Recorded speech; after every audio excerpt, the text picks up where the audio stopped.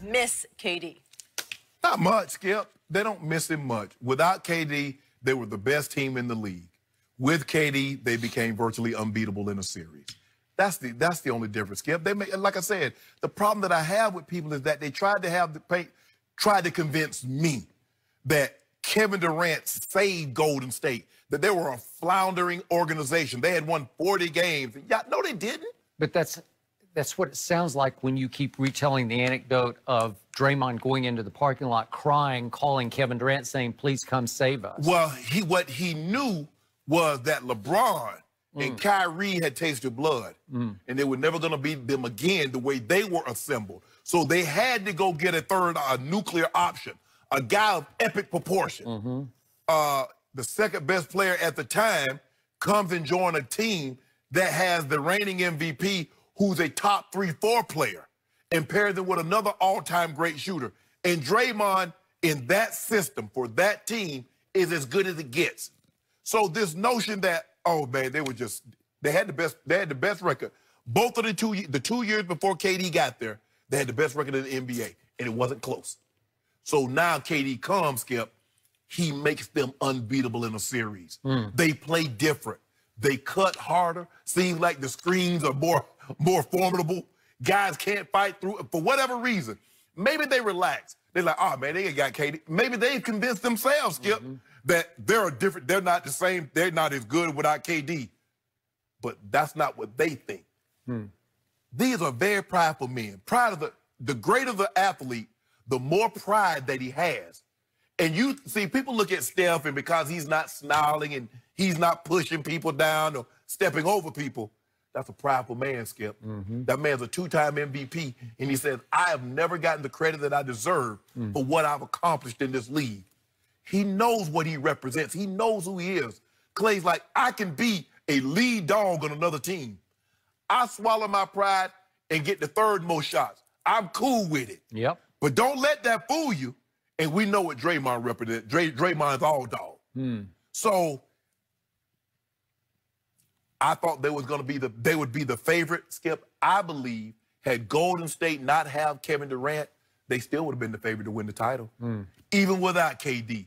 Now with KD, they're unbeatable. That's the only difference, Skip. So would you bring him back? What if he came to you, if you're Steve Kerr, he came this morning, he said, I'm 100%, I'm great, I want to play game 2. I hate to Skip. You know I hate doing this.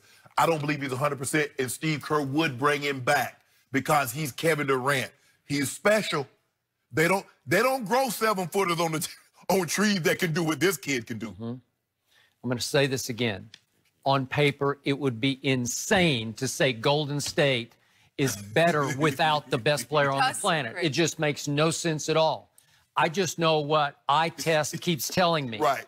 On television, on the court, in real life, they are playing better without Kevin Durant. Rest. This year had been one long slog for this basketball team. Are we there yet? Are we there yet? All this team heard all year long is that Kevin Durant is long gone. As soon as this is over, he's bound for the Knicks. And all this team has heard all year is that you guys are going to be left for dead here next year without Kevin Durant, who saved you as the MVP of the last 2 finals. So I think it looked troubled to me all year long. It's why it lost 6 home games by 20-plus points. It lost 2 home games by 30-plus points. That's impossibly wrong. Bad sign, bad sign, bad sign. For that team. For that team, it's wrong. And we saw what was happening in Game 5 against Houston. Golden State's up 14 at home at halftime, and then what happened? Just when, remember, we were ready, I know I was ready to go to bed at that point, and then I'm in bed, I'm actually watching my TV, and wait a second, here came Houston again, right on schedule. Golden State fell apart at home. They gave up a 22-9 run in the third quarter of Game 5.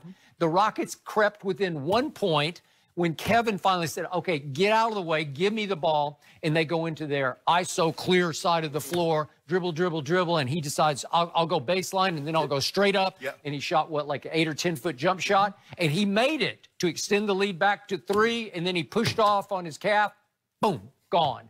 Best thing that could have ever happened to these Golden State Warriors. I don't think they would have won Game 5. I don't think they would have beaten the Rockets if Kevin had stayed healthy, because the offense had degenerated, devolved, deteriorated into KD or bust. Right. How many times did you see him? Let's just flip it over there. It just looked like Oklahoma City ball when Kevin and Westbrook would take turns. Is it my turn or your turn? Right. And Clay and Steph, the light got dimmer. The green light got dimmer and dimmer to where they were kind of afraid to shoot it. And I don't think Steph gets enough credit, because D Wade did the same thing in Miami. That he was willing, he was the dog, he was the top dog, and then LeBron comes in, and D Wade was willing to take a step back. But Steph Curry taking a step back, that's a two-time league. Publicly, willingly, he said, "Yes, I'm backseat to him." Skip, can you think of any situation in NBA history where a two-time league MVP in his absolute prime would have been willing to take a step back and say, you know what, okay, cool. Okay, but what had just happened against LeBron and Kyrie in games 5, 6, and 7? Two of those games were in Golden State. Right. What happened to Steph Curry in those 3 games? Not much. But normally, the way athletes think, Skip, when things like that happen, I can fix it. I'm a league MVP twice over. So I'll make amends for that. Boy, I'll tell you, he came up even smaller than he is in those last 3 games, especially in Game 7. He didn't play well. He did not play well. He shot it poorly. He was especially bad in the 4th quarter of that game. I need you to explain to me as if I'm a 6-year-old. So I need you to get down on my level. You know, when you're a parent, you know, Jenny, you get down to your kid and you talk to him. Do you understand, Lil Johnny? So I need you, Skip Bayless, to explain it to me. You, Big Johnny, I'm Little Johnny. Explain it like I'm 6 years old. The Warriors have won 28 or 29 games in which Steph plays and the best player in the NBA, Kevin Durant, does not. Now, I need you to explain that to me as if I was 6. Because the other guys say, we don't really need him because we were 73-9. We set the NBA record before he came. You don't need the best player in the NBA? When Draymond Green got into it with Kevin Durant sitting on the bench during that Clipper game back in, was it December? What words were exchanged? Yeah, he called him. There was a B word that was exchanged, and then Draymond said... It wasn't boss. Huh? It wasn't boss. No, it wasn't. And then Draymond said, we won without you. Well, they did. They were 73-9. That's the all-time record. They did that without him. So this whole year has been about needing to re-explode. And when he went down, they re-exploded with new, just like electric energy and incentive and motivation. It's like, watch this. And Steph and Clay have played at the highest level I've ever seen them play at. With passion and energy. They're cutting off screens like I've never seen people cut off screens.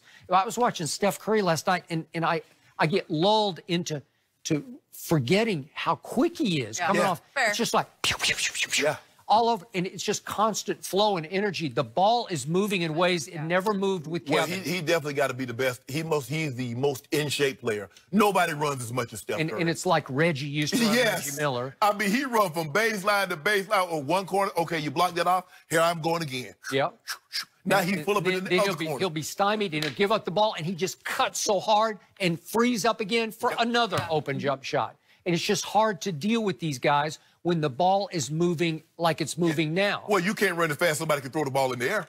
You can't run that fast. No, you can't. But so all I'm saying is, Steph Curry, the best player. Hold on.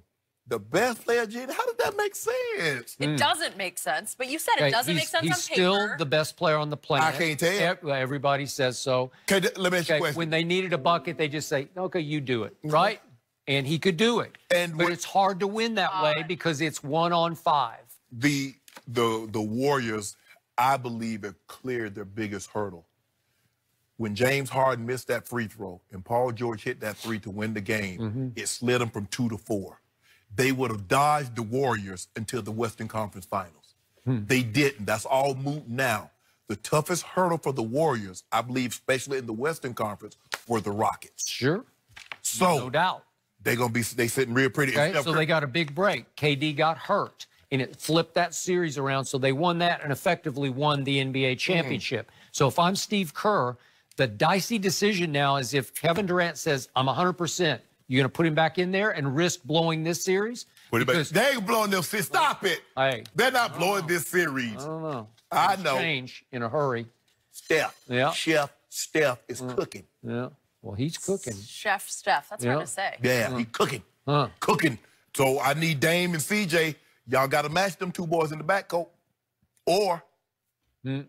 I think they're both regular season wonders. No, do that, Skip. No, because Dame has played too good in these playoffs for, say, regular season. Well, has he? Yes. Did you watch Game 7 at Denver on Sunday? You take one game. Did he play in that game? I don't know. Hold on. You gonna take one game? Didn't Russ say if you're gonna take one game and measure me by one game? Now so we ain't gonna talk about them other games that he had against OKC. We're not gonna talk about the 6 games that he had against Portland. I mean, not against Portland, against Denver. We're just gonna take one. That series was hard fought, though. I mean, today they are resting. They need to take a breath. They're taking ice baths. Something. Get them stemmed. They'll be right. Because they didn't look Since Damian's there. rookie year in playoff games, he has the second worst plus-minus in the whole league in playoff games. Skip, you make it seem. Hold on. Shrinks. Skip, come on, man. Come on, Skip. Look who Well, is he that against. guy? Do you Look who see him? going against. Come on now. Okay, come on now. What? It's hard. Are you that guy or not that guy? That's what I love about the NBA playoffs. It either reveals or exposes who So you was are. Michael Jordan that guy or not that guy? When he got swept the first 3 times he entered the playoffs, was he that guy or not that You're guy? gonna bring that up right now. People were scared to death of him. But sweeping him. He was I'm Jesus so and scared. We don't have time to get I'm into so that. scared. We don't And have they're time. sweeping right out the playoffs. So did you just compare Damian Lillard to Michael Jordan? I just asked you, was he scared? That's all. Skip. What did Damian look like last night? He looked scared to me. He looked like Michael getting swept. Oh, really? That's what he looked like. We don't want to go there yet. We don't want to see that. Look, when I woke up this morning, I was worried about those Knicks fans. Yep. Michael We got Rappaport is one. one of those Right guys. now. How is Here he we go. doing? He is in studio to tell us love it. all.